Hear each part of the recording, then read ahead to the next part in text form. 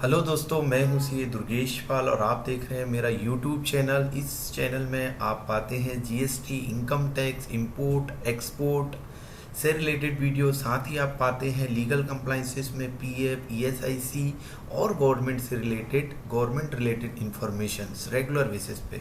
तो दोस्तों, आज के इस वीडियो में मैं आपको बताने वाला हूं कि आप अपना पीएफ प्रोविडेंट फंड का रजिस्ट्रेशन स्वयं कैसे कर सकते हैं।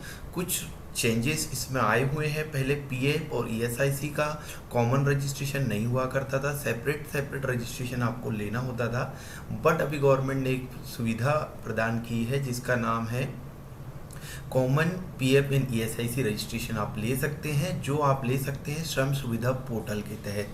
तो दोस्तों, लेकिन कंप्लाइंसेस की जो वेबसाइट है वो सेपरेट है, बट रजिस्ट्रेशन आप कॉमनली कर सकते हैं। साथ ही दोस्तों, इसमें एक अमेंडमेंट जो आया था 2020 में कि आई थिंक अक्टूबर 2020 में, कि जो प्राइवेट लिमिटेड कंपनी है जो अक्टूबर 2020 के बाद बनी है, इन सारी कंपनियों को at the time of incorporation he PF और एसआईसी लेना मैंडेटरी है। यदि ऐसी कंपनियां प्राइवेट लिमिटेड जो अक्टूबर 2020 के बाद बनी हुई हैं, तो उनका पीएफ और ईएसआईसी का रजिस्ट्रेशन आप कॉमन पोर्टल से भी नहीं ले सकते और इंडिविजुअल पोर्टल से भी आप ईएसआईसी का रजिस्ट्रेशन नहीं ले सकते, बिकॉज ये मैंडेटरी है at the time of incorporation.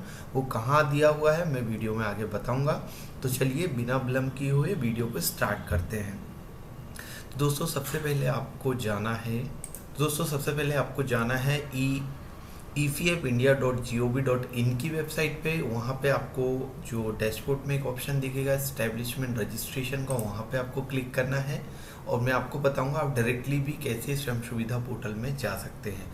आप जैसे ही यहाँ पे जाएंगे तो ऑटोमेटिकली वो रिडायरेक्ट करेगा government of India ministry of labour and employment की वेबसाइट पे, जिसे हम श्रम सुविधा के नाम से भी जानते हैं।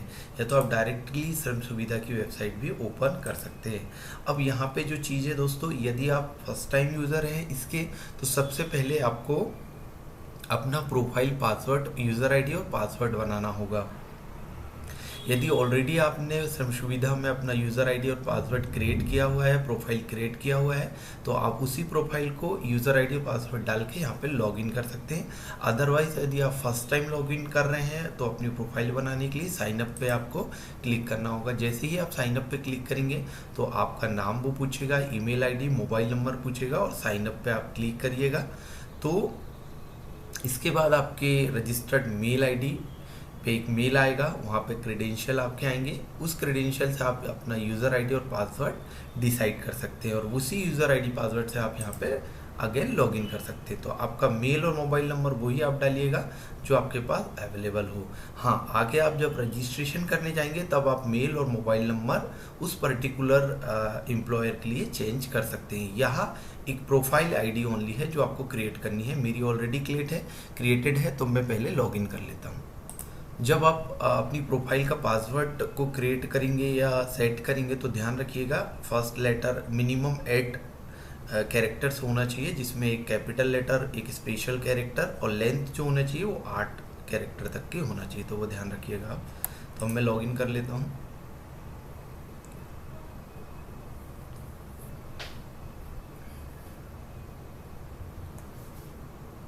जैसे ही मैंने प्रोफाइल का यूज़र आईडी और पासवर्ड डाल के इसमें लॉगिन किया, तो अब आप देखेंगे डैशबोर्ड में इन्फॉर्मेशन शो हो रही है। आपका नाम, जिस नाम से आपने लॉगिन किया है, रजिस्टर्ड यूज़र यहाँ पे दिखेगा। अब यहाँ पे जो आपको जाना है, देखिए यहाँ से अपन चाहे तो लिन की लीव अप्लाई कर सकते हैं, वो अपन बाद में देखेंगे। लेबर आइडेंटिफिकेशन नंबर बोलते हैं। अभी हम रजिस्ट्रेशन पे क्लिक करेंगे। रजिस्ट्रेशन में देखिए यहाँ registration for EPFO and ESIC, common registration जो बोलते हैं। पहले सेपरेट होता था, अभी कॉमनली आप दोनों का एक ही एप्लीकेशन में रजिस्ट्रेशन पा सकते हैं। सिंपली इसके बाद आपको अप्लाई फॉर न्यू रजिस्ट्रेशन पे क्लिक करना होगा। जैसे अप्लाई फॉर न्यू रजिस्ट्रेशन में आप क्लिक करेंगे तो कुछ इन्फॉर्मेशन भी दी हुई है और कुछ चीज़ें जो मैं आपको बताना चाह रहा था पहले भी, related to private limited.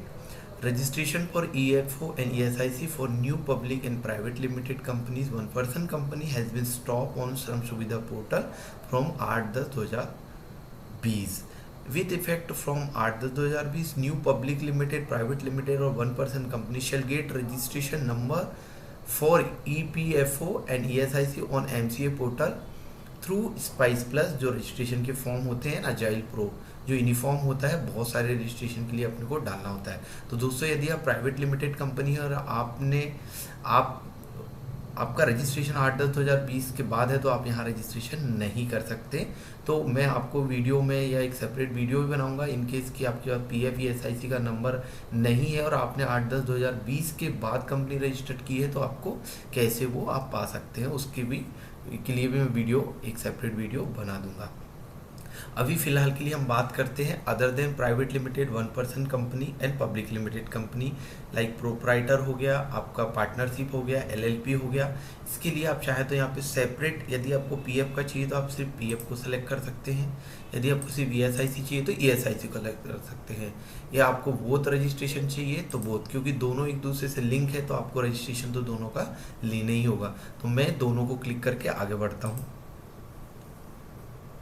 Video थोड़ी लंबी जा सकती है क्योंकि ये बहुत बड़ा फॉर्म होता है, तो इसे पूरे टैब को समझाने के लिए वक्त ज़्यादा लगेगा। तो दोस्तों अब यहाँ पे सिंपली जो पहला जो टैब है वो इस्टेब्लिशमेंट डिटेल का है, दूसरा कॉन्ट्रैक्ट का है, तीसरा कॉन्ट्रैक्ट पर्सन्स का है, आइडेंटिफिकर का है, एम्प्लॉयमेंट डिटेल का है, ब्रांच डिवीज़न का है, एक्टिविटी का है और अटैचमेंट का। हाँ, साथ में आपको डॉक्यूमेंट जो लगेंगे आप नोट डाउन कर लीजिए। यदि आप प्रोप्राइटर है तो एड्रेस प्रूफ लगेगा, एड्रेस प्रूफ में यदि ओन है तो इलेक्ट्रिसिटी बिल लगेगा, रेंटेड है तो rent agreement, electricity bill plus NOC owner की लगेगी कि वो बिजनेस प्लेस जो उन्होंने रेंट पे दिया है उनको कोई ऑब्जेक्शन नहीं है यदि आप उस रेंटेड प्लेस में स्टैट्यूटरी रजिस्ट्रेशन लाइक PF और ESIC लेते हैं।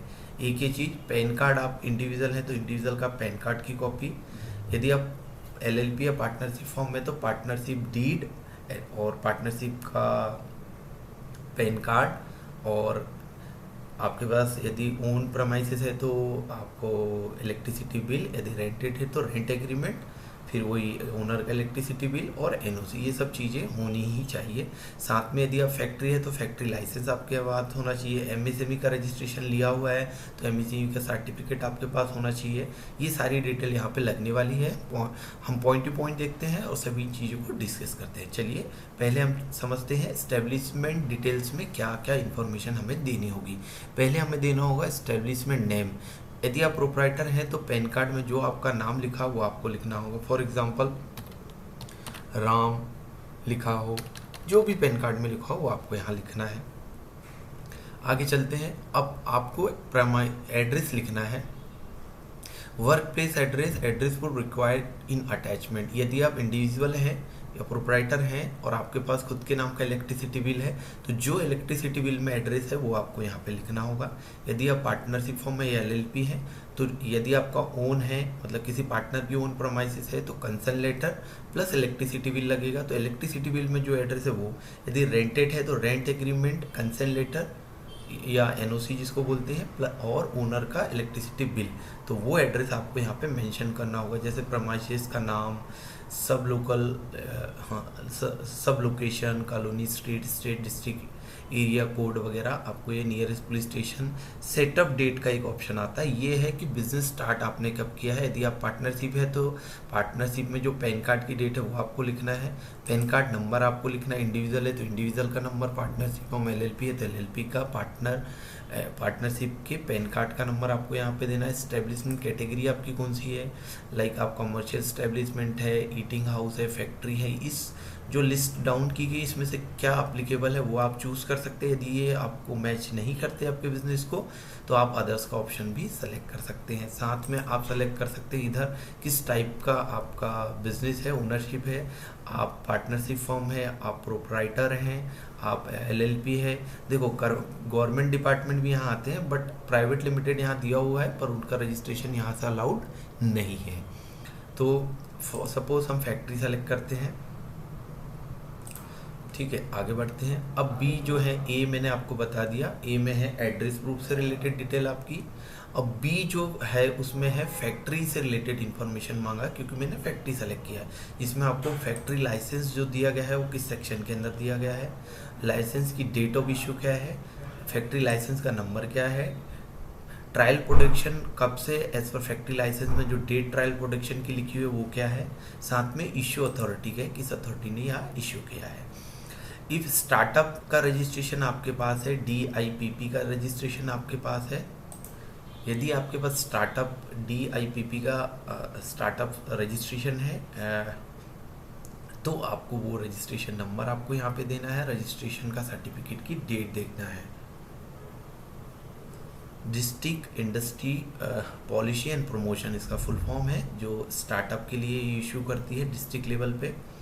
उसके बाद स्टैब्लिश में MSME का रजिस्ट्रेशन आपके पास है तो सिंपली रजिस्ट्रेशन नंबर मेंशन करना है और साथ में सर्टिफिकेट की जो डेट है वो मेंशन करना है। साथ ही इन सर्टिफिकेट का PDF भी आपको रखना है क्योंकि लास्ट में इसको अटैच करना होगा।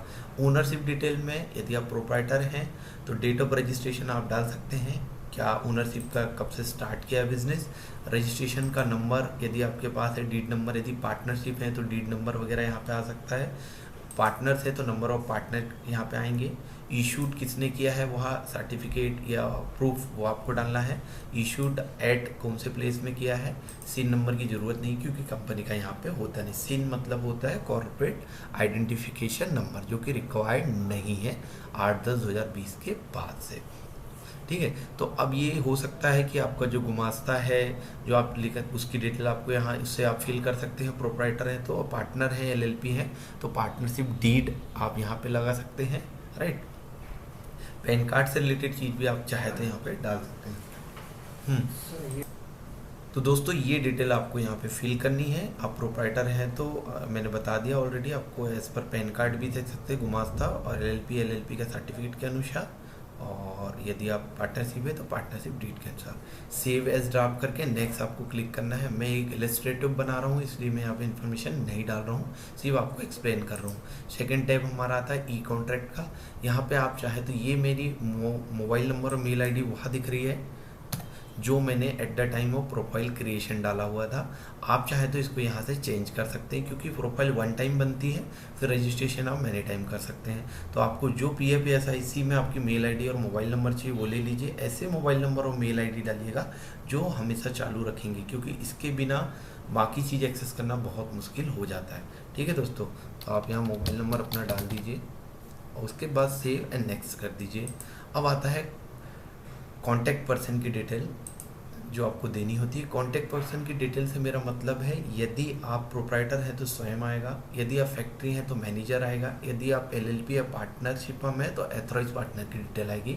हम फैक्ट्री के एंगल से यहाँ पे देखते हैं कि हमारी एक फैक्ट्री सपोज उसमें एक मैनेजर है, उसका नाम लिखना है, उसका जेंडर लिखना है, date of birth, father's name, date of which position is join मतलब कब उन्होंने ज्वाइन किया, डेजिग्नेशन क्या, उनका पैन कार्ड का नंबर, साथ में उनका फुल एड्रेस आपको यहाँ पे देना होगा, उनका मोबाइल नंबर, मेल ID देना पड़ेगा ताकि कांटेक्ट के लिए वो गवर्नमेंट के पास इंफॉर्मेशन रहे। अब बात आती है प्राइमरी ओनर की। ओनर ऑफ जो प्रोप्राइटर है तो प्रोप्राइटर का नाम आपको यहाँ पे देना है, gender, date of birth, father's name, कब से आपने बिजनेस स्टार्ट किया वो डेट आपको यहाँ डालनी है, डेजिग्नेशन, प्रोप्राइटर, पार्टनर जो भी है और पैन नंबर, साथ में आपको एड्रेस देना है। और यदि पार्टनर एक से ज़्यादा है तो यहाँ पे ये सब फिल करके आपको ऐड का क्लिक करना है, फिर से ये आपका ओपन हो जाएगा। फिर से आपको पार्टनर की डिटेल करके ऐड करना है, जितने भी पार्टनर आप सो मेनी पार्टनर यहाँ पे ऐड कर सकते हैं। ठीक है, तो उसके बाद आती है इंफॉर्मेशन, रजिस्ट्रेशन टाइप, ये ठीक है, ये ओनर की डिटेल आपने यहाँ पे डाल दिया। अब आपको रजिस्ट्रेशन टाइप यहाँ पे सेलेक्ट करना होगा। यहाँ पे ऑटो फिल नहीं आ रहा है क्योंकि मैंने आगे जो है फैक्ट्री सेलेक्ट किया है। रजिस्ट्रेशन टाइप में आप यहाँ पे ओनर या जो भी टाइप ऑफ रजिस्ट्रेशन आएगा, आपको जो आपके बिजनेस को रिप्रेजेंट करता है वो आप सेलेक्ट करना है, जैसे पार्टनरशिप, प्रोप्राइटर या जो भी है, नाम, जेंडर, डेट ऑफ। तो दोस्तों इस प्रकार से आपको ये टैब फिल करना है जो कि हमारा कॉन्टैक्ट पर्सन का है। ये जो ऑटोफिल ये इन्फॉर्मेशन आपकी आएगी। इनकेस ऑटोफिल नहीं आती है तो आप कोई रिप्रेजेंटेटिव टाइप कोई इसमें अपॉइंट करते हैं तो आप यहाँ पे रिस्पेक्टिव चीज़ें सेलेक्ट करना, बेसिक चीज़ें एड्रेस, नाम वगैरह है। आगे आपको इसको सेव एज ड्राफ्ट करके नेक्स्ट करना है। आगे हम जाएंगे, अब हमारा नेक्स्ट स्टेप होगा आइडेंटिटी फिगर्स। तो इसमें दोस्तों जो भी रजिस्ट्रेशन आपने ऑलरेडी ले रखा है, जैसे फॉर एग्जांपल आपने यदि any licence by health authority लिया हुआ, सेंट्रल एक्साइज का रजिस्ट्रेशन है, कॉन्ट्रैक्ट लेबर का है, फायर अथॉरिटी का है, जीएसटी का है। इनमें से कोई भी रजिस्ट्रेशन आपने ले रखा है, शॉप एंड एस्टेब्लिशमेंट का है, स्टेट एक्साइज का है, या ये लिस्ट में आपको कोई मैच नहीं होता, रजिस्ट्रार ऑफ कंपनी का है, तो आप अदर्स के ऑप्शन में जाके जो भी आइडेंटिफिकर आपके पास है उसकी इन्फॉर्मेशन यहाँ देनी होगी। मोस्टली सभी के पास जीएसटी होता है, तो आप यहाँ पे जीएसटी सेलेक्ट कर लीजिएगा और जीएसटी नंबर आपको यहाँ पे लिखनी होगी। नेम एज जो भी नाम सर्टिफिकेट में लिखा है वो आपको लिखना होगा। डेट ऑफ इशू आपको लिखनी होगी जो सर्टिफिकेट में आपको मिल जाएगी। अथॉरिटी किसने इशू किया है वो जो सर्टिफिकेट में मिल जाएगा। इशू एट प्लेस भी आपको मिल जाएगा, ठीक है। Mark it as address proof, आप चाहें तो उसको एज अ एड्रेस प्रूफ के लिए भी मार्क कर सकते हैं। और एक से अधिक आपके पास यदि सर्टिफिकेट ऑलरेडी है तो आप ऐड का बटन डाल के सारे सर्टिफिकेट के यहाँ ऐड ऑन कर सकते हैं। सेव एज ड्राफ्ट करेंगे और नेक्स्ट पे आप जाएंगे। अब नेक्स्ट स्टेप जो हमारा होगा वो होगा एम्प्लॉयमेंट डिटेल्स का। एम्प्लॉयमेंट डिटेल्स काफ़ी इंपॉर्टेंट टैब होता है दोस्तों, इसको आपको अच्छे से समझना होगा। मैं कुछ चीज़ें आपको इलस्ट्रेटिव बता देता हूँ। ये पीएफ का रजिस्ट्रेशन जो है एक होता है मैंडेटरी और एक होता है वॉलेंट्री। यदि मैंडेटरी लेते हैं तो आपके एम्प्लॉय 20 या 19 से अधिक किस दिन हुए वो डेट आपको मेंशन करनी होगी। साथ में आपको एक लिस्ट बनानी होगी कि कितने एम्प्लॉय है जिनकी सैलरी 21,000 से कम है और कितने एम्प्लॉय है जिनकी सैलरी 21,000 से अधिक है पर मंथ में, और 21,000 जो है वो बेसिक सैलरी है।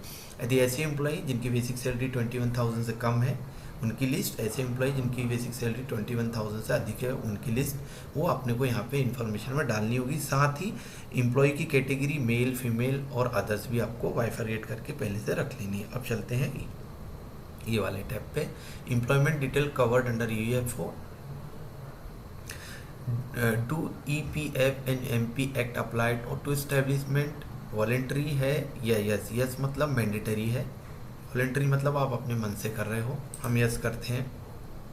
सिंपली आपसे पूछेगा कि नंबर ऑफ एम्प्लॉय जो टोटल हैं इंक्लूडिंग और एक्सक्लूडिंग, मतलब जिनको पीएफ अप्लीकेबल है, जिनको नहीं है वो कितने हैं। सपोज 40 हम डाल देते हैं, ठीक है। Number of excluded employ suppose 20 हम डाल देते हैं कि 20 हमारे अप्लीकेबल है। 20 की सैलरी 20 से 21 से कम है और 20 अदर 20 की 21 से ज़्यादा है। Date on which establishment exceed the limit, कब किस तारीख को एक्सीड हुई लिमिट, हम वो तारीख अपने को डालना होगा। हम सपोज कोई तारीख डाल देते हैं। मल्टीपल फंक्शनल है आपकी, एक से ज़्यादा प्लेसेस में काम करते हैं, यस करते हैं। नहीं करते तो no. Whether any work business is being carry out through the contractor और इमीडिएट एम्प्लॉयर, मतलब आपका पिछले एम्प्लॉयर के कोई कॉन्ट्रैक्ट एम्प्लॉय या कॉन्ट्रैक्टर हैं जिसके मतलब जिसके थ्रू आप वर्क करते हैं, उनके एम्प्लॉय की भी रिस्पॉन्सिबिलिटी आपके ऊपर है पीएफ ईएसआईसी की भरने की जो होता है। यदि कोई कॉन्ट्रैक्टर को आप काम दे रहे हैं, यदि कॉन्ट्रैक्टर उसको पीएफ ईएसआईसी के को फुलफिल कर रहा है नहीं कर रहा है, वो रिस्पॉन्सिबिलिटी प्रिंसिपल एम्प्लॉयर की होती है। तो ऐसा कोई आपका काम है कि जिसमें कि कॉन्ट्रैक्टर को आप काम दे रहे हैं, सब कॉन्ट्रैक्टिंग कर रहे हैं, यदि हाँ तो यस करिए, ना तो नो करिए। Is there is any hazardous activity in your establishment, कोई मतलब लाइक ज़्यादा डेंजरस एक्टिविटी आपके अंदर है जिसमें कि लाइक जो भी आपके एम्प्लॉई है उसकी हेल्थ से रिलेटेड प्रॉब्लम हो सकती है। यस या नो में आपको जवाब देना है। फैक्ट्री में हमेशा यस रहता है क्योंकि बहुत ऐसी एक्टिविटीज़ होती हैं जहाँ फर्स्ट एड्स की आवश्यकता होती है, तो वो सब चीज़ें आपको देखना होगा। साथ भी अब इस स्टेप में आपको नंबर ऑफ वर्कर की डिटेल आपको देनी पड़ेगी, इस मतलब बाइफरगेट करके कि number of worker as on date total आपके पास कितने हैं, मेल कितने हैं, फीमेल कितने, अदर्स कितने हैं, उसमें कॉन्ट्रैक्ट लेबर की रिस्पॉन्सिबिलिटी कितनी है तीनों कैटेगरी में। सातवीं नंबर ऑफ एम्प्लॉय जिनकी सैलरी इनको पीएफ ईएसआईसी एप्लीकेबल है, मतलब 21,000 से लेस जिनकी सैलरी है बेसिक, उनकी डिटेल आपको मेल, फीमेल और कॉन्ट्रैक्ट लेबर में देनी है, जो कि काफ़ी सिंपल है।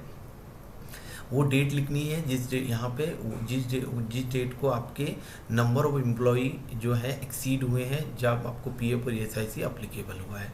साथ पे यहाँ पे आप देखेंगे total wages paid in preceding month. यदि सपोज आपका 1 अप्रैल को ही एम्प्लॉई जो होते 20 से अधिक हो गए थे, आप मई में इसका रजिस्ट्रेशन ले रहे हैं, तो अप्रैल मंथ में एम्प्लॉय को सैलरी कितनी दी है। To employees employed directly by a principal, आपके पेरोल में जितने एम्प्लॉय है 40 उनकी सैलरी टोटल।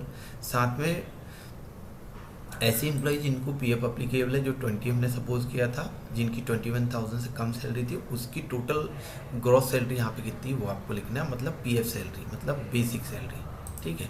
साथ में यदि contract ledger immediate previous contractor के लेबर की रिस्पॉन्सिबिलिटी आपके ऊपर है, उनकी टोटल वेजेस और पीएफ वेजेस कितनी है वो आपको लिखना है, ठीक है। ESIC प्रीवियसली लिया हुआ तो उसका नंबर आपको लिखना पड़ेगा। Maximum number of person that can be employed on any one day as previous licence, इसका मतलब है ESIC का प्रीवियस लाइसेंस आपके पास होगा तो मैक्सिमम एम्प्लॉय आपके कितने थे वो आपको लिखना है एक पर्टिकुलर पॉइंट पे। Name of income tax ward, ये आपको कहाँ से मिलेगा मैं अभी बताता हूँ। आपका यहाँ पे डिस्क्रिप्शन आपको लिखना है आप किस टाइप का काम करते हैं। ये आप इनकम टैक्स यदि प्रोप्राइटर है तो प्रोप्राइटर का इनकम टैक्स में जाके लॉगिन करना। लॉगिन करने के बाद प्रोफाइल जो कॉर्नर पे ऐसे कॉर्नर पे एक प्रोफाइल का ऑप्शन आता है वहाँ पे क्लिक करना और आपको लेफ्ट हैंड साइड में थर्ड या फोर्थ ऑप्शन दिखेगा वार्ड और सर्कल, नो योर वार्ड और सर्कल, वहाँ पे क्लिक करेंगे तो ये नंबर आपको वहाँ से मिलेगा। सिमिलरली आप LLP और पार्टनरशिप के इनकम टैक्स लॉगिन पे जाना, पार्टनरशिप और LLP के लॉगिन ना कि पार्टनर के, वहाँ पे जाएंगे प्रोफाइल पे लेफ्ट साइड में आपको सर्कल और वार्ड, नो ईयर वार्ड और सर्कल मिल जाएगा, वो नंबर आपको यहाँ पे डालना है। साथ पे अदर डिटेल कुछ मांग रहा है जो common to both EPFO and ESIC। ये प्रेमाइसेस आपकी खुद की ओन है, हायर है, रेंटेड है, वो आपको यहाँ पे सेलेक्ट करना, हायर रेंट लीज। ये आपको सेलेक्ट करना है कि whether the establishment is working with the head of power, ऐसे ही करना है क्योंकि हजारडस एक्टिविटी यदि आपके पास है तो। लीज की डेट कहाँ से कहाँ तक की, ये चीज़ आपको कॉमनली करनी है, सेव एज ड्राफ्ट करना है और आगे बढ़ना है। अब आता है ब्रांच और डिवीजन वाला टैब। ब्रांच और डिवीजन वाले टैब में इसका मतलब ये है कि आप जो ओनर है किसी एक LLP या पार्टनरशिप फॉर्म या प्रोप्राइटर के एक से अधिक ब्रांचेस आपकी है तो ब्रांच की डिटेल आपको देनी है, उस यूनिट या ब्रांच का नाम क्या है, रिलेशंस क्या है, ब्रांच है, फैक्ट्री है, इसमें से आपको सेलेक्ट करना है। साथ में नंबर ऑफ मेंबर उस ब्रांच फैक्ट्री में कितने हैं, साथ में कौन सा पर्सन वहाँ रिस्पॉन्सिबल है और उसका लेबर आइडेंटिफिकेशन नंबर क्या है। यदि लेबर आइडेंटिफिकेशन आपके पास नहीं है तो यहाँ apply for new LIN labour identification number पे आप अप्लाई कर सकते हैं। साथ में लिंक का स्टेटस भी आप बाद में चेक कर सकते हैं। साथ में आपको उसका एड्रेस यहाँ पे देना होगा, सिंपल चीज़ है, एड्रेस में कोई ज़्यादा टफ चीज़ नहीं है। साथ में ईमेल आईडी, मोबाइल नंबर जो एक्टिव है वो देना होगा, ऐड करना होगा। एक से ज़्यादा फैक्ट्री या ब्रांचेस हैं तो ऐड करके आपको यहाँ मेनी मोर आपको यहाँ पे ऐड कर सकते हैं। सेव एज ड्राफ्ट करना है, नेक्स्ट पे क्लिक करना है। अब आती है एक्टिविटी से रिलेटेड चीज़ें। ये यूनिक कोड होता है जिसे हम NIC कोड बोलते हैं, या कंपनी रजिस्ट्रेशन के टाइम भी लगता है, सभी रजिस्ट्रेशन के टाइम ये कोड लगता है जिसको हम बोलते हैं NIC। अब NIC सर्च आपको यहाँ से कर सकते हैं, जो भी आपकी बिजनेस है उससे रिलेटेड चीज़ें आपको यहाँ पे सर्च करनी। पहले सेक्शन आपको सर्च करना, सपोज मैं मैन्युफैक्चरिंग हूँ, मैन्युफैक्चरिंग का डिवीज़न क्या है मेरा, मैं बेवरेजेस बनाता हूँ फॉर एग्जांपल, ये मैं ऐसे सेलेक्ट कर सकता हूँ और ये कर सकता हूँ। इसके बाद ऑटोफिल सेलेक्ट आ जाएगा। अब मेरी प्राइमरी बिजनेस एक्टिविटी को मुझे सेलेक्ट करना है, इसमें बेवरेजेस से रिलेटेड जो इन्फॉर्मेशन मुझे लगती है कि मेरे लिए सही वो मैं सेलेक्ट करूँगा,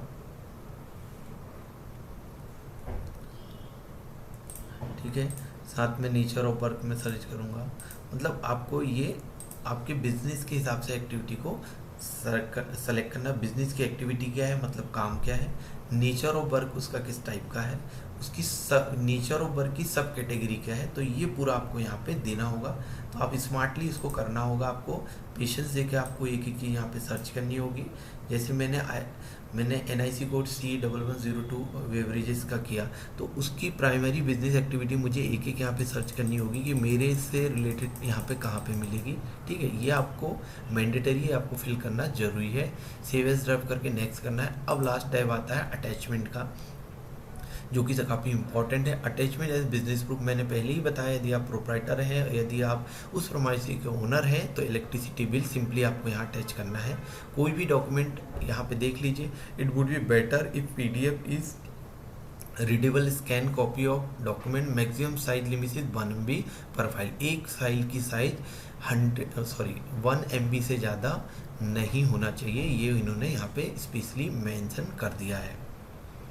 और यदि आप LLP या पार्टनरशिप है, ओनर है, यदि आपकी ओन प्रोमाइसिस है मतलब पार्टनर की, तो सिंपल कंसर्न लेटर, NOC और इलेक्ट्रिसिटी बिल आपको यहाँ लगाना है, तीनों को मर्ज करके यहाँ पे लगाना है।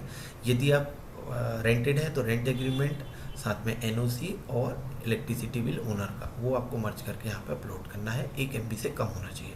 Date of setup proof attachment, मतलब बिजनेस आपने कब से स्टार्ट किया, एलएलपी है तो एलएलपी का रजिस्ट्रेशन सर्टिफिकेट आपको यहाँ अटैच करना होगा। यदि आपने first copy of sales invoice भी आप रजिस्टर कर सकते हैं। तो यहाँ पे ऑप्शन है बहुत सारे, ये ऑप्शन यदि आप मीट करते हैं तो आप इसको सेलेक्ट करिए, अदरवाइज अदर का ऑप्शन सेलेक्ट करके आप यहाँ पे पैन कार्ड लगा सकते हैं, आप यहाँ पे गुमास्ता लगा सकते हैं, आप यहाँ पे एलएलपी का सर्टिफिकेट लगा सकते हैं, जिसमें भी आपका प्रूफ हो जाए कि आपने बिजनेस सेटअप किया है। आप फैक्ट्री लाइसेंस यहाँ पे लगा सकते हैं, ठीक है। वो अब ये आप चूज़ करेंगे 1 MB से कम होना चाहिए, रेफरेंस नंबर उसका डालना है, डेट कब की है सर्टिफिकेट वो डालना है, इशू प्लेस डालना है। लाइसेंस प्रूफ अटैच, मतलब आपके बहुत सारे लाइसेंस आपके हो सकते हैं, जीएसटी हो सकता है, फैक्ट्री लाइसेंस हो सकता है, सो मैनी और लाइसेंस हो सकते हैं, वो आपको लिस्ट यहाँ पे करनी है और यहाँ पे अटैच करना है। साथ में आपको उसके बाद एक स्पेसिमेन सिग्नेचर जो पीडीएफ है वो आपको डाउनलोड करनी पड़ेगी यहाँ से। पूरा फॉर्म फिल करने के बाद ये ऑटो फिल हो जाएगी। सिंपली आपको इसमें प्रोप्राइटर है तो एक ही बंदे का यहाँ पर साइन आएगा, पार्टनरशिप है तो एक से अधिक पार्टनर होंगे तो उनके नाम यहाँ पे आएंगे, डेजिग्नेशन आएंगी और उनकी सिग्नेचर यहाँ पे आती जाएगी। जैसे कि एक से ज़्यादा पार्टनर है तो यहाँ नाम लिख दीजिए, उनकी साइन ले लीजिए, प्रोप्राइटर है तो एक ही की, ठीक है। तो आप ये करने के बाद नीचे तो पीएफ वालों के लिए है, कुछ नहीं करना है, आप नाम लिखना है, कंपनी की सील लगाना है और ये अटैच करना होता है। साथ में नेम एस्टेब्लिशमेंट का नाम लिखना है और उसका फुल एड्रेस लिखना है जिसका प्रूफ आपके पास होना चाहिए। इसके बाद आपको save at draft and submit करना है। सबमिट का ऑप्शन जैसे ही दबाएंगे पूरी समरी आपके सामने आ जाएगी। समरी को आप एक बार क्रॉस चेक कर लीजिए, किसी प्रकार की गलतियां उस समरी में नहीं होना चाहिए, यदि गलती है तो वापस रीचेक करके आप उसको सुधार सकते हैं। उसके बाद यदि आप सबमिट का बटन दबाएंगे तो डीएससी इसके लिए मैंडेटरी है, प्रोप्राइटर है तो प्रोप्राइटर की डीएससी, पार्टनर है तो एथोराइज पार्टनर की डीएससी यहाँ पे आपको लगेगी जिसको आपने कॉन्टैक्ट पर्सन में एथोराइज किया है। और साथ में आप डीएससी लगा के इसको सबमिट कर सकते हैं। सबमिट करने के एक हफ्ते में आपके मेल आईडी और मोबाइल नंबर पे यह अप्रूवल का मैसेज आ जाएगा। यदि किसी भी प्रकार की दिक्कत है, क्यूरी है तो भी आपको मेल और मोबाइल के थ्रू गवर्नमेंट के द्वारा इंटीमेट किया जाएगा। जैसे ही आपका पीएफ ईएसआईसी का अप्रूवल आ जाता है, एक क्रेडेंशियल आपके मेल पे आएगा। उस क्रेडेंशियल के माध्यम से आपको डायरेक्ट पीएफ की साइट में जाना है और ईसीआर रिटर्न पेमेंट में जाना है। यहाँ पे जाने के बाद आपको सिंपली लॉगिन करना है, वो क्रेडेंशियल जो दिया है। फर्स्ट टाइम आप लॉगिन करेंगे तो पासवर्ड चेंज करने के लिए बोलेगा, आप चेंज कर लीजिएगा। उसके बाद आपको इस्टेब्लिशमेंट का एक टैब यहाँ पे आएगा, अभी मैं लॉगिन करके नहीं बता सकता हूँ, यहाँ पे आएगा। उसके नीचे डाउनलोड पीडीएफ या ईपीएफ पीडीएफ का ऑप्शन आएगा, वहाँ पे क्लिक करिएगा, वहाँ पे आपका पीडीएफ का सर्टिफिकेट या पीएफ का सर्टिफिकेट आपको मिल जाएगा। ठीक है दोस्तों, तो ये था अब पीएफ और ईएसआईसी का रजिस्ट्रेशन कॉमनली और इंडिविजुअल कैसे रखते हैं। साथ ही आपको यदि ईएसआईसी का भी क्रेडेंशियल जो है वो आपकी मेल आईडी पे आएगा, आप ईएसआईसी की वेबसाइट में जा सकते हैं और वहाँ से सर्टिफिकेट आप डाउनलोड कर सकते हैं। फर्स्ट टाइम लॉगिन जब आप ईएसआईसी में करेंगे तो आपको भी चेंज करने के लिए वो बोलेगा। ये आप आ गए, यहाँ पे एम्प्लॉयर लॉगिन पे आप जाना, www.esic.in पे आपको जाना है।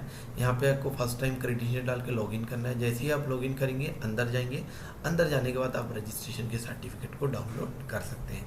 यदि आपको ईएसआईसी में किसी भी प्रकार की प्रॉब्लम है तो इस मेल आईडी पे आप मेल डाल सकते हैं, within I think 24 hour में वो रिप्लाई कर देते हैं कि कैसे आपको वो ठीक करनी है। अब बात आती है पीएफ और ईएसआईसी के कंप्लाइंसेस की, तो रिटर्न से रिलेटेड सेपरेट वीडियो मैंने डाला हुआ है। पीएफ और ईएसआईसी दोनों का आप वो चेकआउट कर सकते हैं। यदि आपको कंप्लाइंसेस करना है तो ईएसआईसी कंप्लाइंसेस या रिटर्न्स यहीं से फाइल होते हैं, पेमेंट यहीं से होता है, और पीएफ का रिटर्न फाइल यहीं से और पेमेंट भी यहीं से होता है।